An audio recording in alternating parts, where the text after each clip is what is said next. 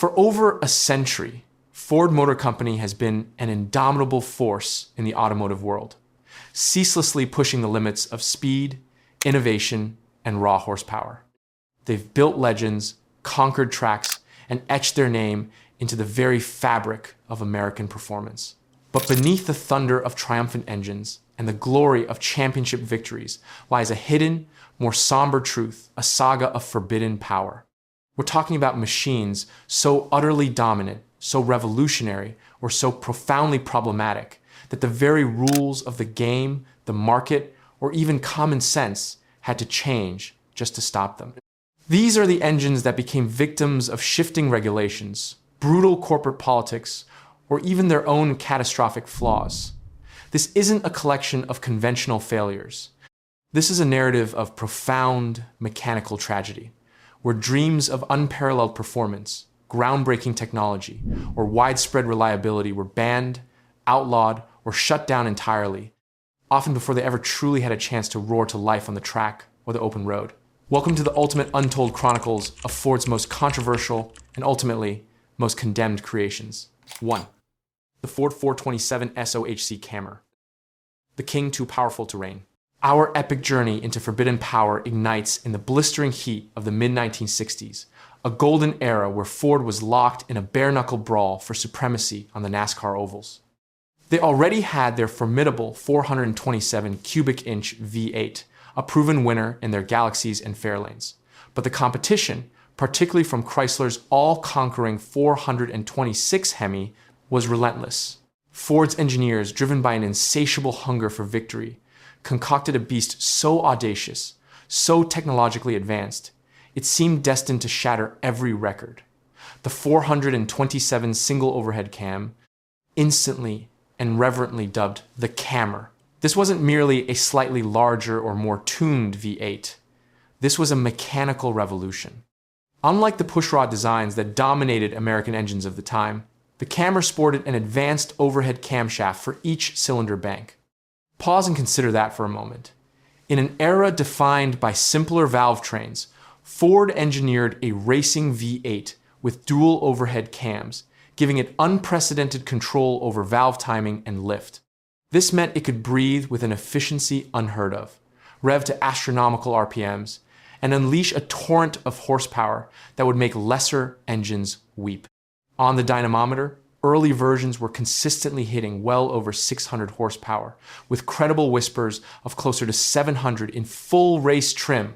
It earned evocative nicknames like Ford's Shotgun for its sheer destructive power potential. Anticipation in the racing world was electric. Everyone knew the Cammer was coming, poised to utterly obliterate the competition and forever alter the landscape of stock car racing. But its very brilliance proved to be its undoing. As the 1966 NASCAR season loomed, the sanctioning body, undoubtedly swayed by the primal fear of outright, unassailable domination and immense political pressure from rival manufacturers, made a drastic, heartbreaking decision. They declared the 427 Cammer too exotic for their stock car regulations. While not a blanket ban for all forms of racing, this insidious move effectively legislated it out of contention for their flagship series. Ford's dreams of NASCAR supremacy, built on the back of this mechanical marvel, were ruthlessly crushed. This was a true mechanical tragedy. A mere handful of Cammers found their way into drag racing, where they became immediate legends. But the grand purpose for which they were born, to conquer the high banks of Daytona and Talladega, was cruelly denied. The Cammer remains a poignant testament to what happens when engineering genius leaps so far ahead it completely outpaces the rulebook. A truly forbidden power forever denied its rightful throne. Its limited street production, often requiring significant modifications just to squeeze into a Mustang, only solidified its mythical status. It was, quite literally, a king too powerful to reign. 2. The Ford 289 Hippo K-Code with Weber carbs, the illegal advantage. Next, we delve into a tantalizing tale of an engine that became notorious, not for its inherent ban, but for seeking an audacious, illegal advantage. The Ford 289 high-performance K-Code, especially when paired with its infamous Weber carburetors. The Keiko 289 was already a formidable powerhouse, a factory-tuned V8 that punched well above its weight, making Mustang GTs and Shelby GT 350S legendary icons of the 1960s. But in the ruthless world of competitive racing, where fractions of a second meant the difference between glory and obscurity, some racers and tuners sought an even greater illicit edge. Enter the visionary, if somewhat rebellious, Carroll Shelby. For the 1965 SCCA Trans Am Racing Series, Shelby was constantly pushing the envelope of production racing rules with his GT350R.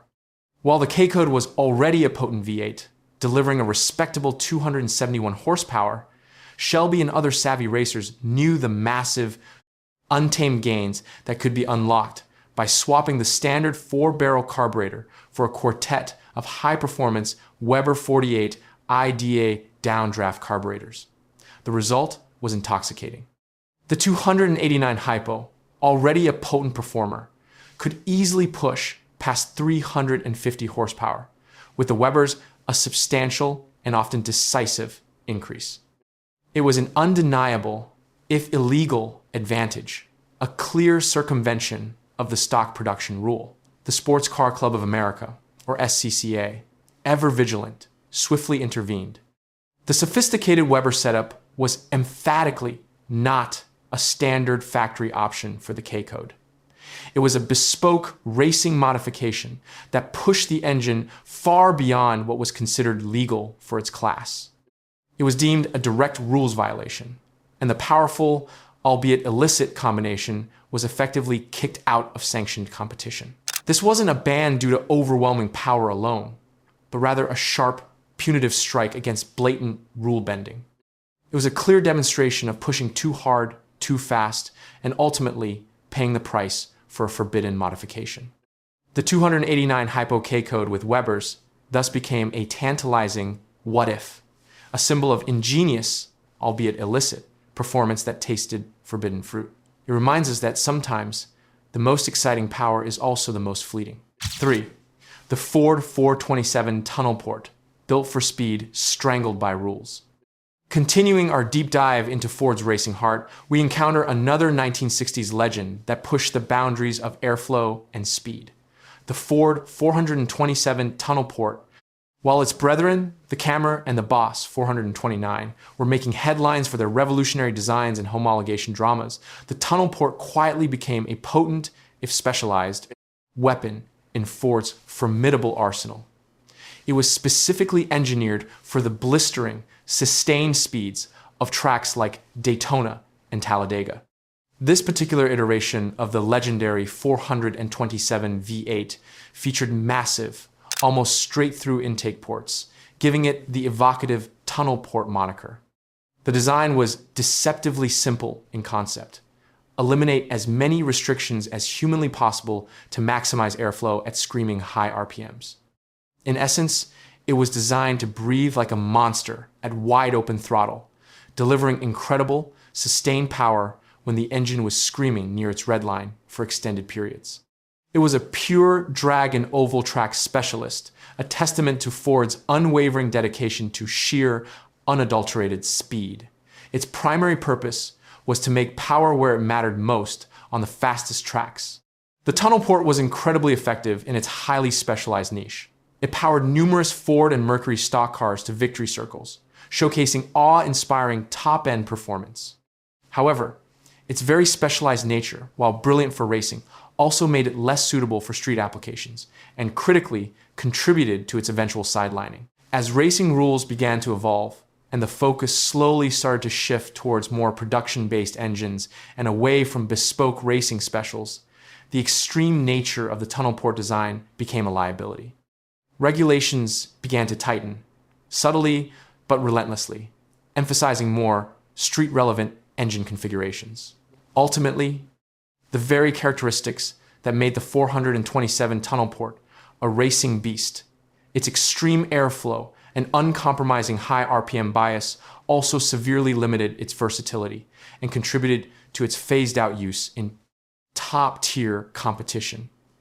It wasn't an outright declarative ban, but rather a gradual, relentless strangulation by the evolving rulebook, designed to curb the escalating costs and extreme engineering of the 1960s horsepower wars. A powerful engine built with a singular, uncompromising purpose that eventually fell victim to the shifting winds of regulation, unable to adapt to the new realities of racing. A subtle yet undeniable mechanical tragedy. 4. The Ford 260 CID V8, the Cobra's humble heart, then outgrown. Not every engine on our list was banned for being too powerful or too exotic. Sometimes, an engine simply becomes a victim of progress, an inevitable consequence of relentless technological evolution, leaving it behind in the wake of newer, more potent designs. Such is the poignant tale of the Ford 260 cubic inch V8. In the nascent years of the 1960s, this compact, lightweight V8 was a game changer for Ford. It offered a respectable balance of power and efficiency for its era, appearing in various mainstream Ford models, providing accessible V8 power to the masses. But its true legendary moment of glory and its simultaneous path to being quickly outgrown came when the visionary Carroll Shelby, with his inimitable touch, got his hands on it. In his audacious quest to create the ultimate sports car, Shelby famously crammed a Ford 260 V8 into the lithe, nimble chassis of the British AC Ace Roadster, an act of sheer automotive alchemy that gave birth to the iconic AC Cobra. The combination was utterly electrifying, a lightweight, responsive British chassis imbued with the raw, potent heart of an American V8. It was a revelation, making the Cobra an instant legend on both the street and the brutal crucible of the racetrack. However, the horsepower wars of the 1960s were accelerating at a truly breakneck pace. What was revolutionary and cutting edge one year became merely adequate the next. The 260 V8, while a magnificent starting point, was rapidly and definitively surpassed by larger, more powerful iterations of Ford's small block family, most notably the 302 and its immediate predecessor, the 289. While it was never formally banned in the explicit sense of the word, the 260 V8 was effectively retired from high-performance applications as its larger, more capable siblings emerged and took center stage. It became a relic of a bygone, rapidly evolving era, a foundational engine that simply couldn't keep pace with the insatiable demand for more power. It was outgrown, rendered obsolete, rather than outlawed, a gentle yet undeniable mechanical tragedy of obsolescence. Its value, though immense historically, was quickly diminished by progress. 5. The Ford 4.6L Modular V. 8. Emissions, restrictions, and tuning woes. Moving forward in time, our next entry illuminates a different kind of banishment, one less about raw power and more about the stifling hand of regulation and unforeseen tuning challenges. The early iterations of the Ford 4.6-liter modular V8. Introduced in the early 1990s, this engine represented a radical departure for Ford. It was designed to be adaptable, efficient, and meet rapidly tightening emission standards, replacing the venerable but aging 5.0 pushrod V8. This was a modern engine, featuring overhead cams initially, 2 per cylinder bank, and electronic fuel injection. It powered a wide array of Ford vehicles, from the Crown Victoria and Grand Marquis to the F-Series trucks and, critically, the Mustang. However, its initial reception in performance circles was lukewarm, to say the least. Compared to the punchy, easily tunable 5.0, the early 4.6-liter modular V8 felt underwhelming, particularly in horsepower. It was saddled with conservative factory tunes designed to meet stringent emissions targets, effectively strangling its potential right from the assembly line.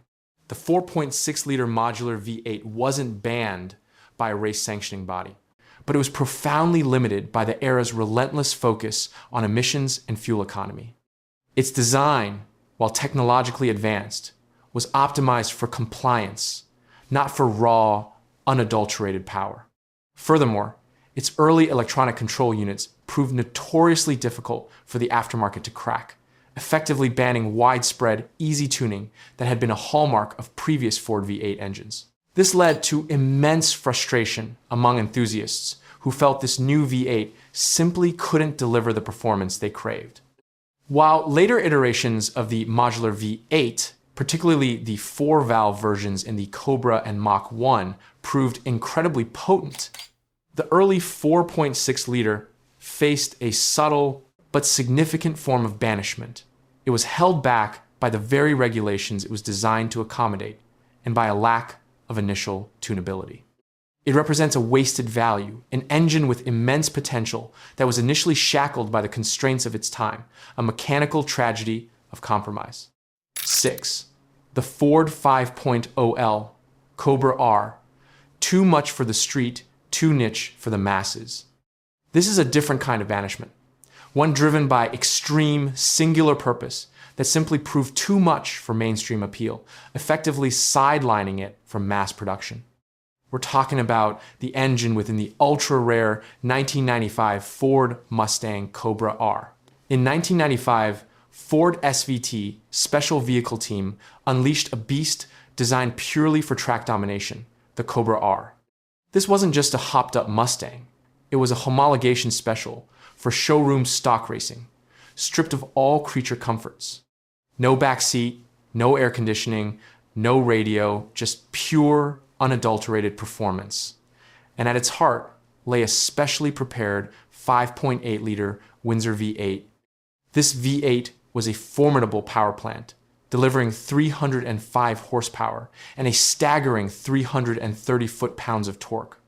It featured a unique intake manifold, larger throttle body, and a host of other performance upgrades that transformed the venerable Windsor V8 into a true racing engine. Only 250 of these cars were ever built, and each purchaser had to hold a valid competition license. This was not a car for grocery runs. It was a purpose-built track monster.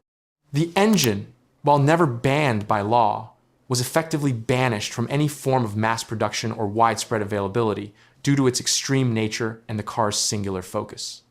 It was too much for the typical street driver, too uncompromising, and too niche for Ford to ever consider for mainstream applications.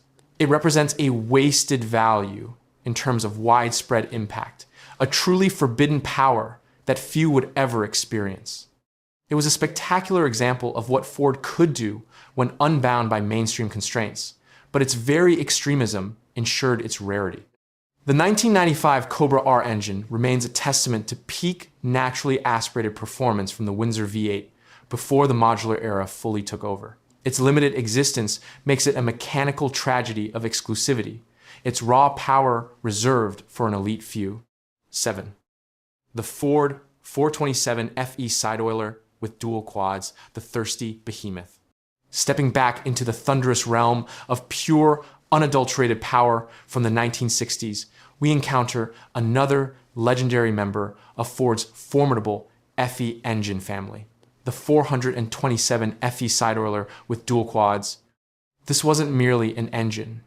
It was a force of nature, a mechanical behemoth engineered with a single-minded purpose: to win at all costs, especially on the toughest, most demanding racetracks.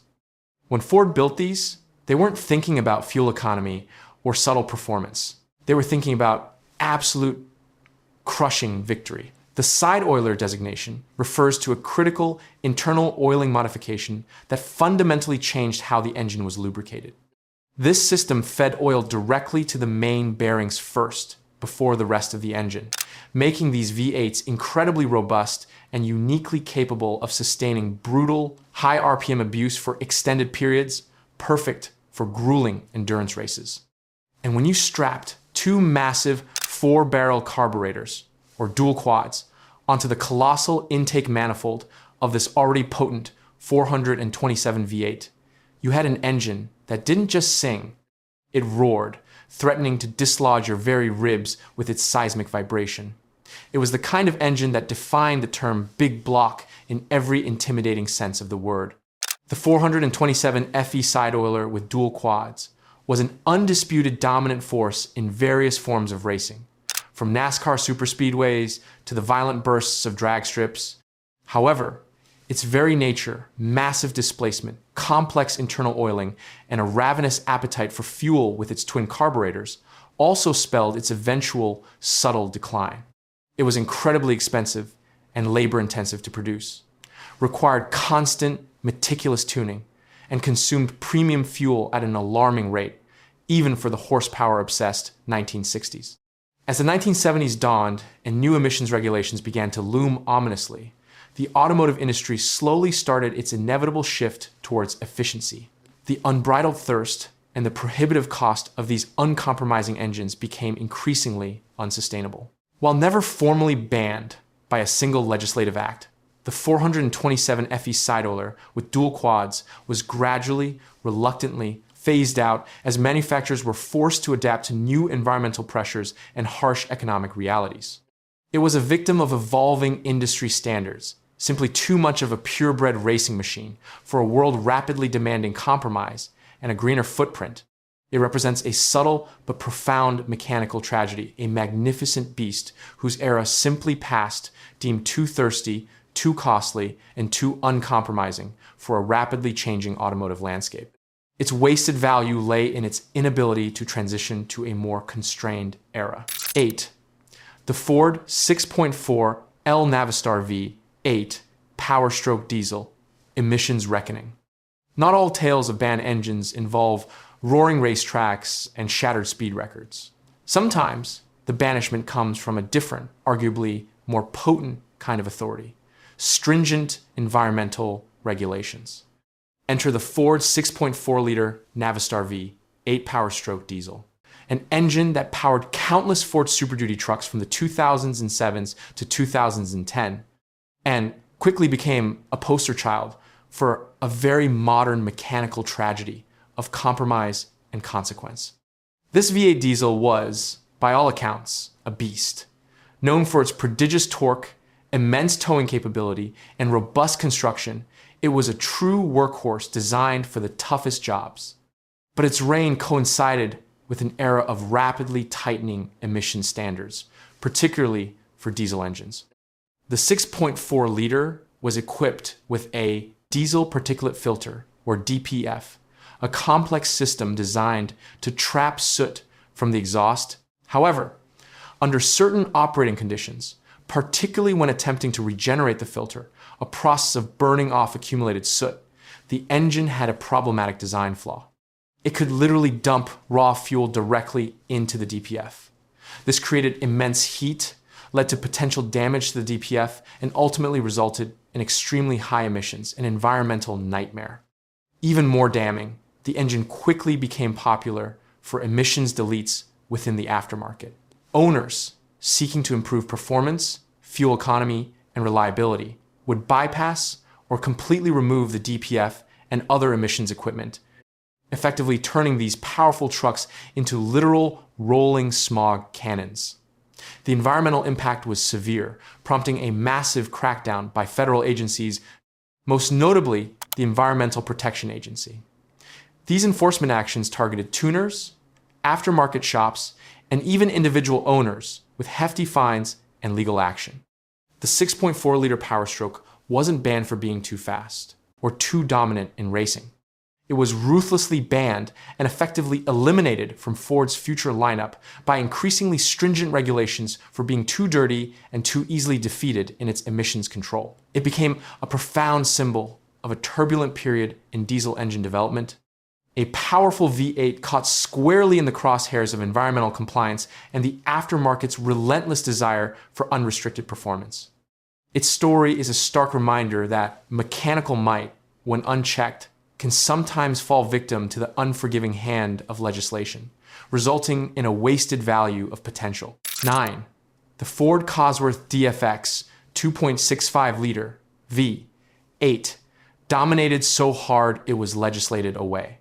Now, let's turn our gaze from raw American muscle to the refined brutality of international open-wheel racing, where Ford's name became synonymous with absolute, unyielding dominance through the legendary Cosworth DFX 2.65-liter V8.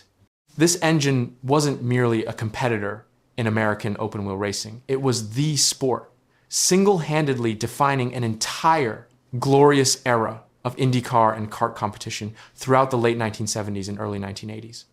The DFX was a masterpiece of purpose-built racing engineering, a brilliant evolution of the legendary Cosworth DFV Formula One engine, meticulously adapted for the brutal, high-stress demands of North American oval racing. It was turbocharged, compact, incredibly reliable, and above all, blindingly fast. For well over a decade, from 1976 to 1987, the DFX powered an astonishing 10 consecutive Indy 500 winners and secured numerous kart championships. It wasn't merely the benchmark. It was the entire measuring stick, the engine to beat, the undisputed king of the grid. Its forbidden power was in its unassailable lead. But, like many stories of overwhelming, suffocating success, its very dominance became its Achilles heel. Competitors, frustrated and demoralized, struggled desperately to keep pace. Race organizers, increasingly desperate for parity and to encourage other manufacturers to enter the fray and foster a more competitive environment, began to introduce rule changes specifically designed to curb the DFX's overwhelming advantage. They never banned it outright with a single dramatic decree. Instead, they systematically chipped away at its performance. They capped its boost pressure, restricted its components, and introduced new regulations year after year, slowly but surely eroding the DFX's once unassailable competitive edge until it was simply no longer viable to compete at the absolute front. The Cosworth DFX faced a mechanical tragedy of unparalleled dominance. It wasn't beaten by a superior engine or by a sudden technological leap from a rival. It was systematically, relentlessly legislated off the track. Its incredible lifespan and almost unbroken winning streak were brought to an end by the rulebook, not by a lack of engineering prowess or a failure of design. It was simply too good, too efficient, too successful. Its legacy is one of a purebred racing V8 that defined an era, only to be systematically dismantled by the desire for a level playing field. A powerful, if bittersweet, lesson in how even absolute victory, when too absolute, can lead to a form of banishment and the wasted value of supreme engineering. 10. The Ford 255, Windsor, the Black Sheep, shunned and forgotten. Not every engine on our list garnered fame or infamy for its incredible power or the dramatic circumstances of its banishment. Some are banned, or more accurately, shunned and cast aside, simply for being inadequate. Take the unfortunate tale of the Ford 255 cubic inch Windsor V8. Introduced in the late 1970s and early 1980s, this engine was born during a genuinely dark period for American automotive performance, the very peak of the infamous malaise era, a time defined by cripplingly stringent emissions and fuel economy standards. The 255 Windsor was essentially a de-stroked, highly compromised version of the venerable 302 V8, meticulously engineered not for performance, but specifically to meet those new, suffocating regulations. The result was profoundly disappointing. With a meager 119 horsepower in some applications, it offered truly abysmal performance for a V8.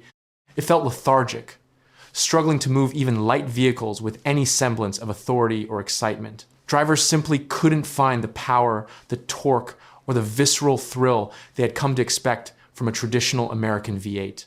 It felt like a betrayal of the name. This engine quickly earned a reputation as the black sheep of the storied Windsor family.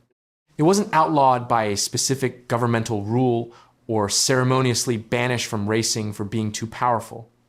It was effectively and unceremoniously rejected by the market, by the automotive press, and most painfully, by enthusiasts.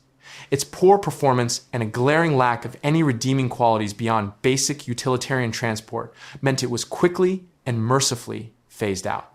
Ford themselves swiftly moved on, eventually returning to more potent versions of the 302 as regulations slowly began to ease, realizing their mistake. The 255 Windsor is a mechanical tragedy of a different kind. The tragedy of an engine that was fundamentally flawed from a performance perspective. It was effectively banned from the enthusiast's garage, from any serious consideration of performance, simply because it failed spectacularly to deliver on the fundamental promise of a V8. It's a largely forgotten chapter, a stark testament to what happens when an engine falls victim to overwhelming regulatory compromise and, in doing so, loses its very soul. Its wasted value was evident from day one. 11. The Ford 3.8L Essex V6. The head gasket heartbreak. Our penultimate entry in this segment explores a type of banishment that strikes at the very heart of reliability, leading not to glory, but to widespread mechanical tragedy and profound consumer heartbreak. The Ford 3.8-liter Essex V6. While not a V8, this engine's story of forced retirement due to a critical, recurring flaw is too significant to ignore, within the context of engines that were effectively banned from Ford's lineup due to their inherent debilitating problems. This V6 engine powered millions of Ford vehicles throughout the 1980s and 1990s, becoming an ubiquitous staple in popular models like the Taurus, the minivan, Windstar, and even base model Mustangs. It was initially conceived as a reliable, economical power plant, the kind of engine meant to fade into the background, doing its job without complaint. However, it was tragically plagued by a notorious systemic flaw, persistent and widespread head gasket failures.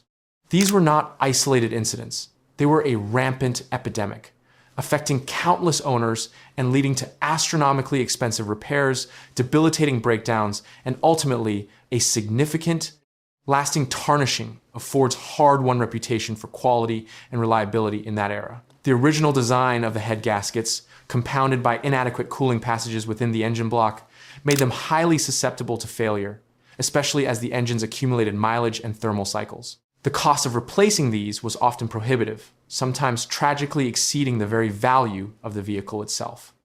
This widespread reliability issue led to numerous high-profile class action lawsuits, massive extended warranty programs, and ultimately a colossal recall campaign that cost Ford hundreds of millions. While no governmental agency banned the 3.8-liter Essex V6 with a legislative act, its inherent, seemingly unfixable flaw effectively banned it from Ford's long-term powertrain strategy. The company eventually moved on to completely redesign engines, recognizing that the repeated mechanical tragedies and the immense financial and reputational cost associated with the Essex were simply unsustainable. It's a somber tale of an engine that, despite its widespread use, was effectively banished by its own critical design defect, becoming a lasting symbol of reliability woes rather than forbidden power. Its wasted value was in the trust it eroded. 12. The Ford 406 FE. NASCAR hope quickly dashed. Our journey through Ford's forgotten power plants circles back to the roaring 1960s, landing squarely on another pivotal chapter in Ford's relentless pursuit of NASCAR dominance. The Ford 406 FE. This engine was conceived and developed with one singular ambitious goal: to be Ford's unequivocal big block ticket to glory in the 1962 NASCAR season. It represented the latest, most potent iteration of their mighty Ford Edsel Big Block V8 family, designed from the ground up to be robust, immensely powerful, and utterly dominant on the high-speed ovals. The 406 FE was a truly serious piece of racing machinery for its day, featuring robust construction and capable of impressive horsepower figures for an era that was still rapidly evolving. It powered the sleek, aerodynamic Ford Galaxies, providing them with the raw grunt needed to compete at the very highest levels of stock car racing. Hopes were sky high that this powerful engine would usher in an unprecedented era of Ford supremacy. However, its time at the absolute pinnacle of performance was incredibly, tragically brief. The horsepower wars of the 1960s were accelerating at a truly breakneck, unsustainable pace. Ford's competitors were already developing even larger and more potent engines in response to the 406 FE's challenge. The 406 FE, while powerful in its own right, was quickly, almost brutally, overshadowed. By 1963, a mere year after its grand debut, Ford had already moved on to the even more formidable 427 cubic inch V8, an engine that would go on to define much of their racing efforts for the rest of the decade. So while the 406 FE was never explicitly banned by a formal legislative act in the way the Camry was, its relatively short and ultimately unfulfilled reign in top-tier motorsport makes its story a subtle but profound mechanical tragedy. It was a promising engine, designed for glory, but it was simply outgunned by the rapid technological escalation of its era.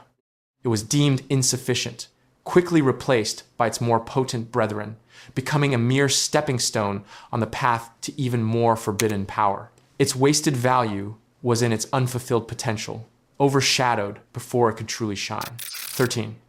The Ford 2.3L Turbo. Reliability versus performance. Our second to last entry takes us to the 1980s, a decade where Ford boldly experimented with forced induction to deliver performance in an era still grappling with fuel efficiency. This brings us to the Ford 2.3-liter turbocharged four-cylinder engine, particularly as found in the iconic Mustang SVO and the Thunderbird Turbo Coupe. This wasn't a V8, but its story of promise, power, and ultimate banishment from mainstream performance is compelling. In a landscape still dominated by V8 philosophy, the 2.3-liter turbo was Ford's audacious attempt to redefine performance for a new generation. The Mustang SVO, in particular, was a technological tour de force, offering V8-like performance from its compact, fuel-efficient, turbocharged four-cylinder engine. With up to 205 horsepower in later SVO models, it was a genuine pocket rocket that could hold its own against larger displacement engines. However, the technology was still relatively new to mass production, and early turbocharging systems brought with them a steep learning curve. The 2.3-liter turbo engines, while powerful, were notoriously temperamental. They were prone to issues like head gasket failures, cracked exhaust manifolds, and turbocharger reliability problems, particularly if not meticulously maintained or if pushed beyond their limits without proper cool-down procedures. Owners often found themselves on a first-name basis with their mechanics. While never formally banned by regulators, the 2-3-liter turbo was effectively banished from Ford's mainstream performance lineup due to its complex nature, its inherent reliability challenges, and its higher maintenance demands compared to simpler, naturally aspirated engines. Its performance was undeniable, a true forbidden power for its size, but the cost in terms of reliability and customer satisfaction proved too high. Ford eventually pivoted back to V8 power for its top-tier Mustangs, leaving the 2.3-liter turbo to languish as a mechanical tragedy of ambition versus execution. Its wasted value was in its potential to create a new breed of performance car that never fully took hold. 14. The Ford 5.0L Cobra R, an evolution of exclusivity still too extreme. Finally, we conclude our exploration with an engine that, much like its 1995 predecessor, was banned from widespread use by its very exclusivity and extreme uncompromising purpose. The power plant with the ultra-rare 2000 Ford Mustang Cobra R. This was the ultimate evolution of Ford's track-focused, naturally aspirated V8 before the modular engines would dominate. In the year 2000, Ford SVT once again unleashed a homologation special, designed with absolute track domination in mind. The Cobra R was even more extreme than the 1995 version.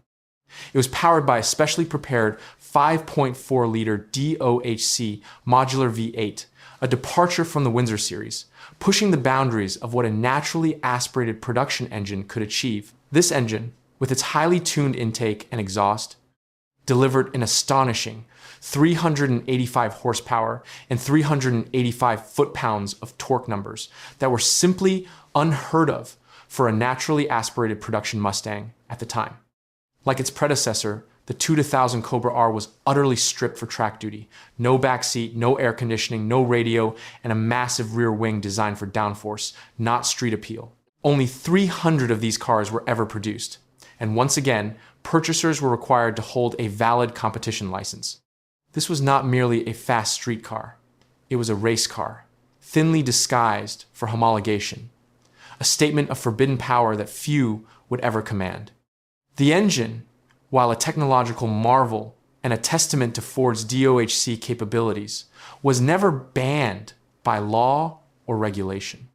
Instead, it was effectively banished from any form of mass production or widespread availability due to its extreme nature, its singular focus, and its incredibly limited production run. It was too much for the typical street driver, too uncompromising, and far too niche for Ford to ever consider for mainstream applications. It represents a colossal wasted value in terms of widespread impact, a truly forbidden power that remained the exclusive domain of an elite few. The 2000 Cobra R engine stands as a spectacular, but ultimately sidelined example of peak, naturally aspirated modular V8 performance, a mechanical tragedy of exclusivity that only the chosen few could ever experience. The stories of these Ford engines, from the thunderous Camry that outran the rules, to the DFX that dominated itself into legislation, from the flawed Essex that cost millions, to the exclusively powerful Cobra Rs, are far more than just tales of metal and horsepower. They are profound narratives of ambition, unparalleled innovation, and the often harsh, unforgiving realities of competition, regulation, and market demands. Whether they were deemed too powerful, too costly, too flawed, or simply outmaneuvered by the ever-changing rulebook, each engine represents a dream of performance, efficiency, or reliability that was ultimately, and sometimes tragically, denied. They serve as a powerful, enduring reminder that the relentless human quest for automotive excellence often clashes violently with the boundaries of what is allowed, what is sustainable, and what can truly stand the test of time. Their legacy isn't just about what they achieved on the track or the street, but about the incredible potential that was never fully realized, forever cementing their place as the forbidden fruit of Ford's engineering genius. And it is these very stories, these mechanical tragedies, and tales of forbidden power that continue to inspire, inform, and challenge the next generation of power, forging an unspoken, yet indelible legacy that drives us all forward.